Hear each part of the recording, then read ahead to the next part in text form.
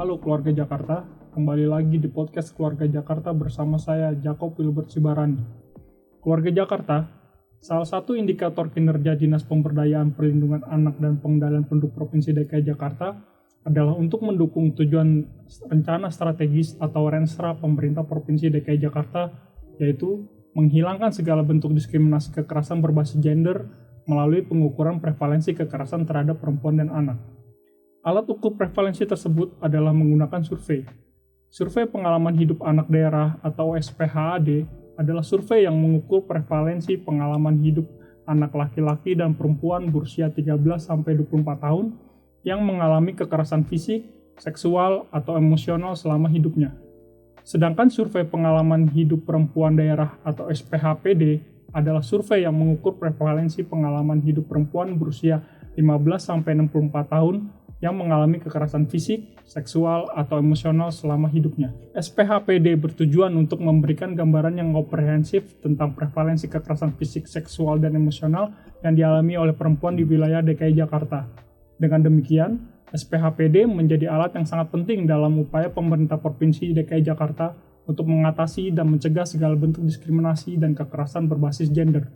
Data yang dikumpulkan melalui survei ini tidak hanya memberikan informasi tentang tingkat kekerasan yang dialami oleh perempuan, tetapi juga membantu dalam merancang kebijakan yang lebih efektif untuk melindungi hak-hak perempuan, memperkuat sistem perlindungan anak, dan mempromosikan kesetaraan gender di seluruh wilayah DKI Jakarta. Dengan demikian, SPHPD bukan hanya sekedar alat pengukur, tapi juga merupakan langkah konkret dalam mewujudkan visi pemerintah Provinsi DKI Jakarta untuk menciptakan lingkungan yang aman dan inklusif bagi semua warganya. Nah, keluarga Jakarta, untuk membahas lebih lanjut dan secara teknis pelaksanaan SPHAD dan SPHP di Provinsi DKI Jakarta, telah hadir narasumber kita hari ini, Ibu Teresia Parwati. Beliau merupakan fungsional statistisi, ahli media dan pusat statistik Provinsi DKI Jakarta. Apa kabar Bu Tere? Kabar baik Pak Jakob. Oke. Terima kasih telah berkenan hadir di podcast Keluarga Jakarta, Bu. Dengan senang hati. Iya, baik. Saya ingin bertanya, Bu, kenapa ya ini namanya survei pengalaman hidup anak dan perempuan, Bu? Kenapa nggak survei kekerasan gitu? Ya, baik. Terima kasih Pak Jakob untuk pertanyaannya. Sebenarnya memang survei ini, SPHPD maupun SPHPD dan SPHAD, keduanya ini adalah survei untuk menghasilkan indikator atau prevalensi kekerasan terhadap anak dan perempuan. Hanya saja dalam pelaksanaannya, kita tidak mengambil diksi itu gitu, diksi kekerasan, karena itu akan menimbulkan responden burden gitu atau penolakan di lapangan, karena ketika ada kata kekerasan yang dilontarkan oleh petugas ketika bertanya kepada si responden, maka akan kemungkinan ditolak oleh warga gitu, sehingga pertanyaannya atau kuesionernya dirubah menjadi survei pengalaman hidup perempuan dan anak. Tetapi dalam pelaksanaannya survei ini menanyakan gitu juga di dalamnya terkait dengan kekerasan yang hasilnya tetap saja digunakan untuk mengukur prevalensi kekerasan perempuan dan anak. Mungkin seperti itu.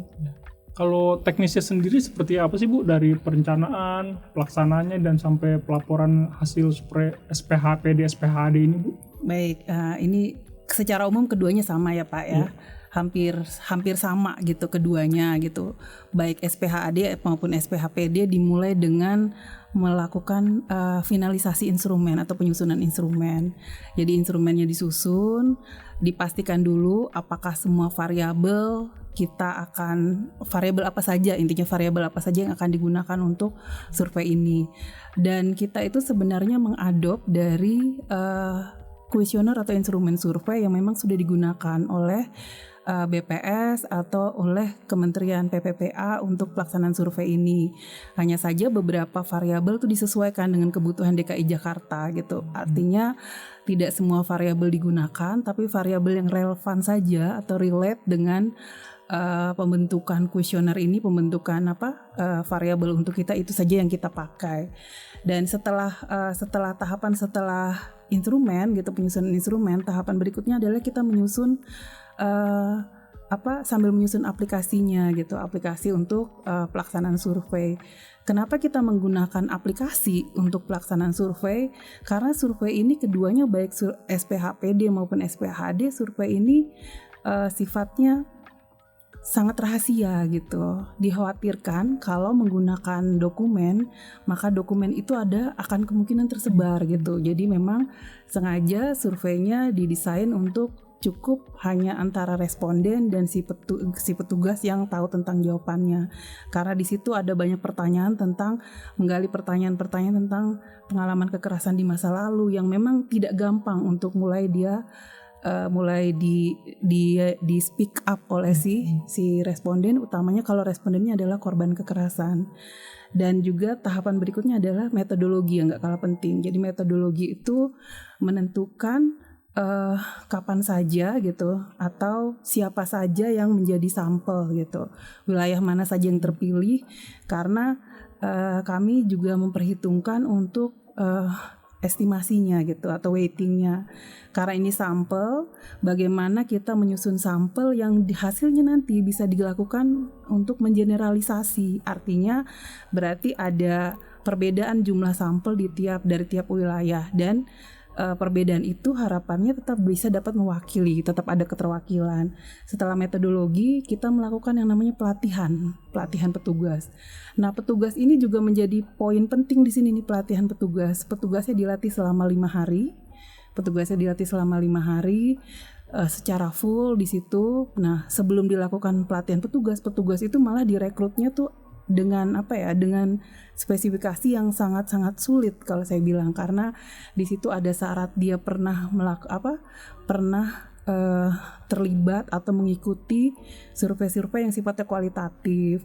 Bahkan untuk beberapa survei kita meminta mereka untuk lulusan psikologi. Kenapa seperti itu? Karena memang pertanyaan-pertanyaannya ini adalah pertanyaan kualitatif yang tidak straight to point disampaikan oleh si responden gitu. Karena responden kita ini mungkin sebagian kecil ada di antara mereka yang merupakan korban kekerasan, baik kekerasan fisik atau kekerasan seksual, yang mana ketika mereka nantinya berbicara gitu, itu perlu ada semacam arahan dari si petugas gitu. Jadi kemampuan ini juga penting. Setelah tahapan pelatihan, ada pengumpulan data di lapangan. Pengumpulan data di lapangan dilakukan kurang lebih selama 1 bulan gitu. Jadi di dalam pengumpulan data di lapangan itu ada koordinasi ke subject matter atau ke koordinasi ke kelurahan setempat, ke kecamatan. Terus setelah pengumpulan data di lapangan selesai, tahap finalisasi hasilnya,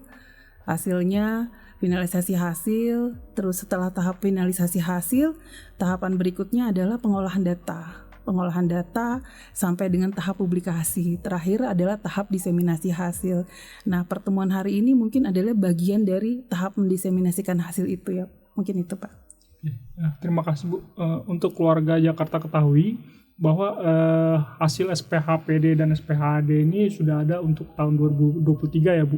Ya. Nah, bisa dijelaskan, Bu, seperti apa hasilnya, Bu? Oke. Baik ya, saya sambil lihat angka ya, karena memang ini beberapa angka tidak semua saya hafal gitu. Jadi untuk hasil SPH, dimulai dengan hasil SPH PD dulu, survei pengalaman hidup perempuan gitu. Hasilnya adalah 27,22% perempuan usia 15 sampai 64 itu mengalami kekerasan selama hidupnya. 27,22 itu kurang lebih 27 dari 100 orang. Jadi di antara 100 orang ada 27 orang perempuan yang di DKI Jakarta yang pernah mengalami kekerasan. Kekerasan itu bisa apa? Bisa kekerasan fisik dan atau mungkin kekerasan seksual. Nah, ini kalau untuk setahun terakhir ini jumlahnya hanya 6,72% gitu, tetapi selama hidupnya bisa segitu. Dibandingkan dengan tahun 2022, angka ini sebenarnya sudah sedikit menurun. Di 2022 sekitar 34%, 34 dari 100 orang, sekarang ada 27 dari 100 orang. Artinya sudah presiden baik lah dari upaya penanggulangan atau pencegahan kekerasan terhadap perempuan. Sementara untuk survei pengalaman hidup anak, angkanya itu ada 39% anak usia 13, anak dan remaja ya di sini. 13 sampai 24 itu yang pernah mengalami minimal satu bentuk kekerasan. Kalau di anak itu ada kekerasannya bisa kekerasan fisik, kekerasan seksual, atau kekerasan emosional dan atau kekerasan emosional gitu. Jadi di anak ada perbedaannya. Kalau di perempuan hanya seksual dan fisik, di anak itu fisik, seksual, dan atau emosional. Kayak seperti itu. Ibu tadi jelaskan jenis kekerasan Bu ya, ada kekerasan fisik, kekerasan seksual, sama kekerasan emosional gitu Bu. Mungkin Ibu bisa jelaskan dari hasil SPH-PD, SPH-AD ini secara spesifik jenis kekerasannya seperti apa ya Bu? Nah, mungkin saya mulai dengan hasil SPH-PD atau survei pengalaman hidup perempuan. Di survei pengalaman hidup perempuan itu kan kita melihat ada 5 jenis kekerasan atau 5 dimensi kekerasan. Ada pembatasan aktivitas, kekerasan ekonomi, kekerasan emosional, kekerasan seksual, dan kekerasan fisik. Nah, sekarang kita bicara angka sepanjang hidupnya. Sepanjang hidupnya ada di pembatasan aktivitas 42,8%, 43 ya, berarti 43 dari 100 atau hampir separuh perempuan itu merasa ada pembatasan aktivitas gitu. Jadi dilarang misalnya pembatasan aktivitasnya dilarang untuk berkumpul dengan temannya, bahkan dilarang berkumpul dengan keluarganya. Nah ini ya, jadi harus dilarang atau harus minta izin gitu untuk melakukan aktivitas ini. Sekalipun dengan orang-orang yang terdekat, sekalipun dengan keluarga, ini dilarang. Ada 42,8%. Berikutnya adalah kekerasan ekonomi. Kekerasan ekonomi ini ada 19,98%. Artinya kurang lebih 20% atau 1 dari 5. 1 dari 5 perempuan usia 15 sampai 64 yang ada di Jakarta selama tahun 2023 kemarin itu mengalami kekerasan ekonomi.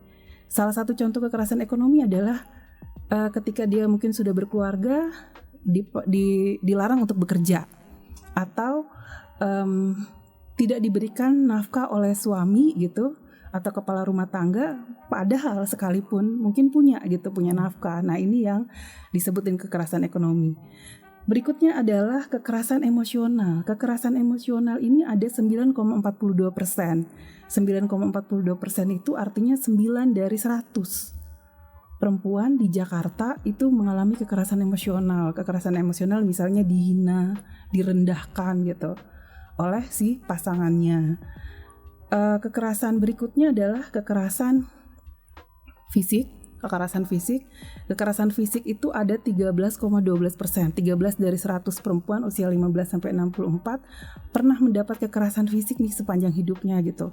Artinya itu bisa oleh pasangan, bisa juga oleh bukan pasangan gitu, karena ada 13,12%.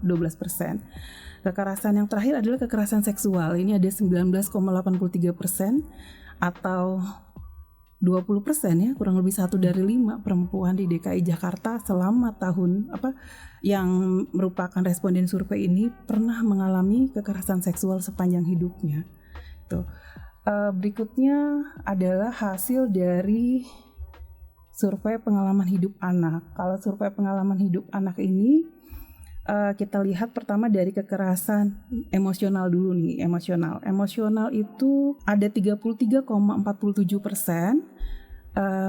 Anak dan remaja, saya bilang anak dan remaja itu usia 13-24 tahun yang mereka ini mengalami kekerasan emosional, misalnya merasa diabaikan oleh keluarga, tidak dianggap oleh keluarga atau termasuk oleh anak-anak atau teman-teman di lingkungan sekitar. Itu ada 33,47%. Hampir sepertiga ya, berarti antara 1 dari 3 anak-anak mengalami itu. Yang berikutnya ada kekerasan yang namanya kekerasan fisik. Nah, kekerasan fisik ini ada 15%. 15% itu 15 dari 100. 15 dari 100 anak itu mengalami kekerasan fisik. Baik oleh keluarga, misalnya dipukul, dicambuk, ditendang, diseret, dan lain sebagainya gitu. Sampai juga kekerasan fisik bisa juga dilakukan oleh masyarakat di sekitar gitu. Masyarakat di sekitar termasuk teman, lingkungan pertemanan. Itu kadang-kadang kan ada beberapa anak mungkin dibully, dipukul gitu. Nah, kekerasan yang terakhir adalah kekerasan seksual. Kekerasan seksual ini ada 6,41% atau 6 dari 100 anak-anak pernah mendapat kekerasan seksual sepanjang hidupnya, anak dan remaja usia 13 sampai 24 tahun. Mungkin kurang lebih seperti itu Pak Jakob hasilnya. Cukup mengagetkan juga Bu, ternyata saya baru tahu kalau pembatasan itu termasuk jenis kekerasan juga ya. Jadi mungkin untuk warga Jakarta kalau melakukan pembatasan juga ya istilahnya apapun yang dipaksakan tuh sebenarnya tidak boleh. Ternyata itu termasuk kekerasan juga loh dari hasil survei ini. Baik Bu, untuk pertanyaan selanjutnya ingin saya tanyakan Bu, bagaimana Bu selama pelaksanaan survei ini ada nggak sih tantangan atau hambatan gitu selama memperoleh data ini, apalagi ini kan termasuk seperti Ibu sampaikan tadi data yang sensitif ya Bu? Ya, terima kasih Pak. Ya, kalau kita bicara tantangan atau hambatan ya ini lebih ke tantangan sih ujung-ujungnya ya Pak. Dari survei, kita punya 2 survei nih, ada survei pengalaman hidup perempuan dan ada survei pengalaman hidup anak. Untuk yang survei pengalaman hidup perempuan, dari sisi pelaksanaan itu lebih gampang. Lebih gampangnya dalam arti ini yang kita tanyakan adalah responden dewasa yang mungkin paham dengan pertanyaannya. Kalaupun ternyata responden kita adalah korban kekerasan, mungkin proses untuk menetralkan perasaan dia ketika dia ketika dia speak up, ketika dia jujur ke kita tentang kekerasan yang dialami, itu menjadi mungkin lebih gampang dia untuk pulih. Sementara permasalahannya adalah ketika responden anak-anak. Responden anak-anak ini gak gampang dalam arti gini. Untuk bisa mendapatkan jawaban dari mereka itu juga butuh effort yang sangat luar biasa gitu. Makanya petugas-petugas kami di lapangan itu sangat sangat sulit mungkin kadang-kadang untuk mendapatkan jawaban dari responden, terutama kalau ternyata anak atau remaja itu adalah korban kekerasan. Karena kalau kita tahu di beberapa kasus gitu, bahkan anak itu cenderung kalau dia jadi korban kekerasan, apalagi kalau pelaku kekerasannya adalah orang terdekat, mereka akan cenderung diam. Nah, di beberapa survei kami mengalami ada responden yang kalau yang dewasa tadi ya, itu yang sampai ketika ditanya oleh petugas kami, mereka bisa cerita gitu, bahkan bisa nangis gitu, bisa ini karena kan karena pertanyaannya kalau pertanyaannya itu memang didesain untuk bagaimana si responden itu merasa perlu terbuka gitu. Jadi ada tahapan-tahapan dibuat di dalam instrumen itu yang memang orang harus jujur dulu di awal baru bisa dia bercerita banyak tentang pengalamannya. Ya ibaratnya misalnya ketika saya belum terlalu kenal Pak Jakob, mungkin saya akan Pak Jakob nanya A, saya jawab B dan seterusnya gitu. Tetapi mungkin kalau sudah tahu persis gitu atau bagaimana caranya bisa ada chemistry. Ketika sudah ada chemistry antara si petugas dan responden, maka si responden itu akan mau jujur. Mau jujur kan kita nggak mungkin bisa sembarangan gitu kayak serta-merta kita cerita tentang permasalahan kita. Nah, ini responden kami terutama yang dari lulusan psikologi ya, mereka tuh sangat lihai, bagus sekali untuk bagaimana caranya membuat si respondennya itu bisa berkata dengan jujur. Nah, itu di perempuan. Tapi ketika untuk yang anak, kesulitannya adalah anak ini wawancaranya kadang masih dalam pengawasan orang tua. Walaupun kami punya sistem karena bekerja dalam tim ya. Ada dalam tim itu 4 orang, ada 2 orang sebagai penanya, 2 orang tuh sebagai bloker. Bloker tuh artinya mereka itu akan memastikan situasi kondusif. Kondusifnya apa gitu? Kondusifnya misalnya anak perempuan si petugas perempuan bertanya kepada anak atau remaja perempuan. Maka si petugas laki-lakinya ini dia akan nemenin atau ngajak ngobrol orang tuanya gitu. Itu bloker. Jadi kayak memecah dia biar nggak biar dia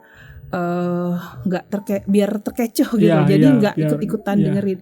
Karena pengalamannya ketika si petugas tadi gitu, misalnya nggak nemenin seperti itu, orang tuanya tuh akan ikut-ikutan menjawab. Bahkan ada orang tua yang langsung udah saya mau ngajak anak saya ngaji atau apa, langsung di stop. Gitu. Jadi ada juga yang segitu di stop.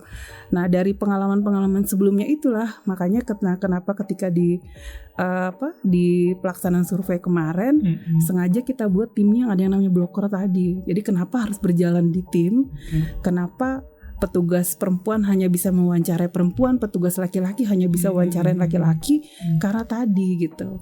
Jadi pertanyaan-pertanyaan ini sangat sensitif. Bahkan pertanyaan tentang pertanyaan-pertanyaan tentang bagaimana perilaku seksual dan lain sebagainya yang mungkin tuh agak sensitif, agak susah untuk diinin. Tapi nah tadi dalam pelaksanaannya hambatan kami lainnya adalah ketika satu tempat sudah tahu bahwa ini adalah survei walaupun dibungkus dengan nama survei pengalaman hidup, tapi hasilnya untuk kekerasan, untuk mendapatkan prevalensi kekerasan, kami mendapat penolakan juga.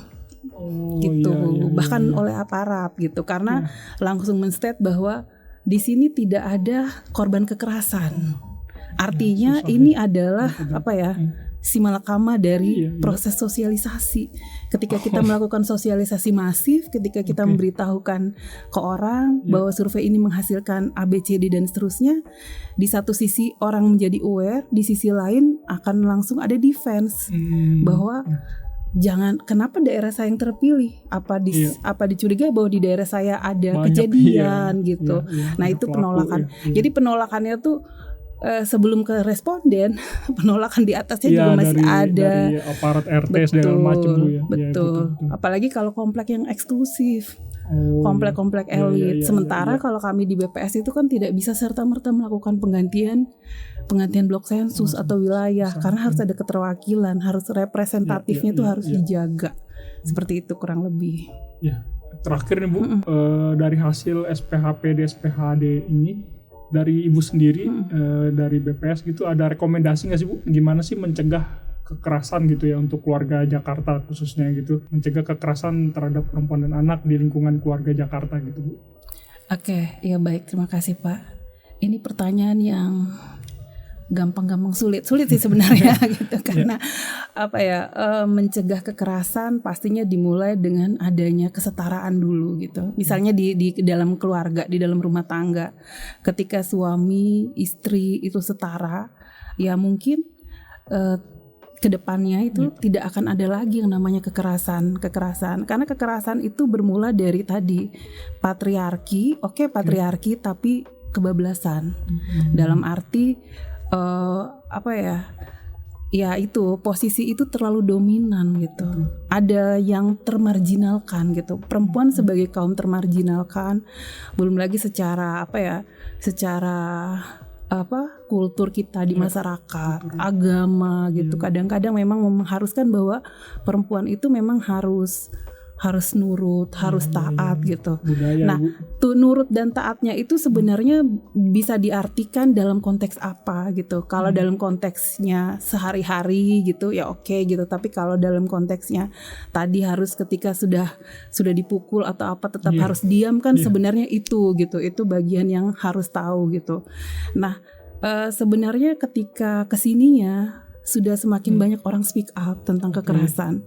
Artinya kesadaran orang untuk tahu bahwa ini adalah kekerasan atau enggak. Seperti tadi Pak Jakob bilang bahwa tahu ternyata pembatasan aktivitas itu bagian dari kekerasan. Itu kan tidak semua orang tahu gitu.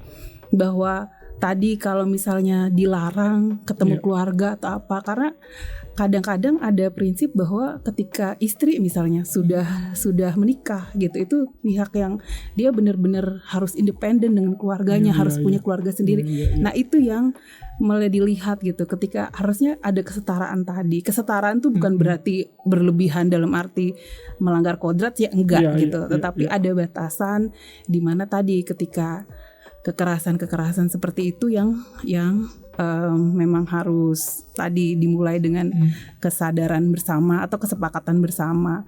Terus termasuk dengan kekerasan seksual gitu. Kekerasan seksual gitu, kalau yang di lingkungan keluarga gitu, itu juga kan kadang-kadang ya tadi intinya perlu ada komunikasi ya. Komunikasi. Termasuk nanti dengan kekerasan terhadap anak. Kekerasan terhadap anak ini yang jumlahnya memang lebih sedikit daripada kekerasan yang dilakukan oleh pihak luar gitu. Tetapi di keluarga juga banyak nih. Kekerasan di keluarga tuh kekerasan fisik atau kekerasan seksual yang dialami anak tuh juga ada gitu. Nah, artinya harapannya kan keluarga itu menjadi apa ya? Semacam tempat terakhir.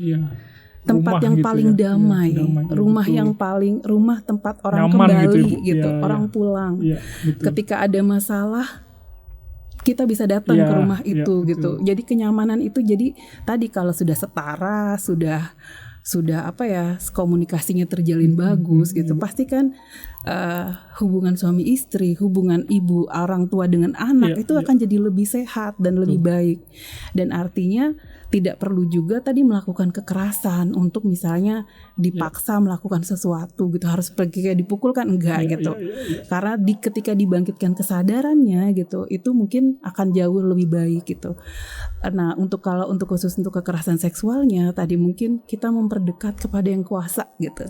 Artinya gini, mungkin peranan dari tadi ya mengembalikan nilai-nilai keluarga gitu ya, mengembalikan nilai-nilai keluarga, terus ditambah dengan dorongan dari pemuka-pemuka agama mungkin mendekatkan diri ke agama itu juga menjadi apa ya, filter yang mungkin baik untuk mencegah kekerasan gitu. Artinya kekerasan keluarga itu kan adalah unit terkecil, jadi harapannya kekerasan itu bisa dicegah pertama kali itu dari keluarga. Bahkan keluarga itu juga bisa mencegah ketika dia misalnya dia keseharian dari kecil, anak itu kan apa ya, peniru yang baik. Betul. Ketika anak itu melihat keluarganya sering melakukan kekerasan, ketika dia besar dia bisa jadi pelaku kekerasan. Atau dia akan permisif ketika menerima kekerasan karena biasa kok, saya juga orang tua saya biasa mukul gitu. Betul. Nah, tetapi ketika anak yang memang dididik dengan tidak ada seperti itu, dia akan tahu bahwa itu adalah hal yang salah. Nah, karena itu penting sekali gitu. Saya pikir acara hari ini sangat baik sekali karena ini mendorong gitu, meningkatkan kesadaran dari semua keluarga-keluarga di Jakarta untuk bisa membangun komunikasi yang baik, membangun keluarga yang baik. Disitulah mula-mulanya kita bagaimana bisa mencegah kekerasan ini. Ketika keluarganya sudah baik, kalau komunikasinya terjalin bagus, otomatis anak itu tidak akan mencari keluar gitu. Mencari hal-hal di luar kenyamanan atau di luar, tidak mencari kenyamanan di luar yang memang nanti malah berakibat dia jadi korban kekerasan fisik, kekerasan seksual gitu. Jadi jadikanlah rumah itu sebagai tempat untuk kembali gitu, tempat yang paling ternyaman, mungkin itu. Terima kasih banyak atas sharing diskusinya Bu Tere. Semoga keluarga Jakarta memiliki semangat yang sama untuk menurunkan angka kekerasan terhadap perempuan dan memberikan ruang aman serta nyaman bagi tumbuh kembang anak-anak kita. Saya berikan kesempatan untuk Ibu Teresia menyampaikan pesan singkat kepada keluarga Jakarta di rumah. Silakan Bu. Oke, baik keluarga Jakarta. Kita tahu gitu bahwa hari-hari terakhir ini kita tahu di berbagai media mungkin banyak kejadian kekerasan terhadap anak atau kekerasan terhadap perempuan yang masih ada gitu di sekitar kita gitu. Artinya harapan kita ke depannya tidak ada lagi yang namanya kekerasan terhadap perempuan, tidak ada lagi namanya kekerasan terhadap anak, karena semua orang itu sama gitu. Semua orang itu di mata hukum, di mata hak asasi manusia itu adalah hak orang memiliki hak yang sama. Nah, dan kekerasan itu salah satunya seperti tadi saya sampaikan, kekerasan itu bisa bermula dari keluarga. Di keluarga itu, di beberapa penelitian sebelumnya, keluarga itu terkadang menjadi semacam tempat di mana pernah terjadi kekerasan. Tetapi dari keluarga juga kita bisa melakukan pencegahan kekerasan itu tadi. Artinya mungkin ketika di masa lalu kita gitu, mungkin sebagian dari kita pernah menjadi korban kekerasan, maka itu cukup di stop di generasi kita. Jangan kita lakukan kepada anak-anak kita, kepada adik-adik kita atau di bawahnya gitu. Mari kita stop kekerasan itu mulai dari diri kita sendiri gitu. Dan untuk keluarga-keluarga di Jakarta, harapannya kita bisa kembali untuk melakukan melakukan penyatuan biar menyamakan frekuensi bahwa yang namanya kekerasan itu akan berdampak tidak baik ke depannya gitu, akan merugikan gitu, karena anak-anak atau perempuan atau siapapun yang hidup di alam di mana tidak ada lagi kekerasan itu akan berkembang menjadi pribadi yang lebih baik. Harapannya ke depan semua kita bisa membangun keluarga kita, membangun Jakarta ini, membangun Indonesia dengan menjadi duta anti kekerasan dari keluarga masing-masing. Ya, mungkin itu saja dari saya. Terima kasih Bu Tere atas pesannya singkat cukup mengena ke hati Bu. Dan untuk keluarga Jakarta, Anda juga bisa berkonsultasi masalah keluarga khususnya perempuan dan anak secara gratis melalui telekonsultasi Puspa di puspa.jakarta.go.id. Serta apabila keluarga Jakarta mengetahui dan ingin melapor dan butuh pendampingan kejadian kekerasan terhadap perempuan dan anak di lingkungan sekitar Anda dapat menghubungi hotline WA Pusat Perlindungan Perempuan dan Anak Provinsi DKI Jakarta. Saksikan terus podcast Keluarga Jakarta di channel YouTube Dinas PPAPP Provinsi DKI Jakarta. Jangan lupa untuk subscribe, like, komen, dan share video ini ke kerabat-kerabat Anda. Baik, terima kasih Bu Tere. Sama-sama Pak, semoga berguna ya podcast kali ini. Terima kasih Bu, sampai jumpa. Sampai jumpa.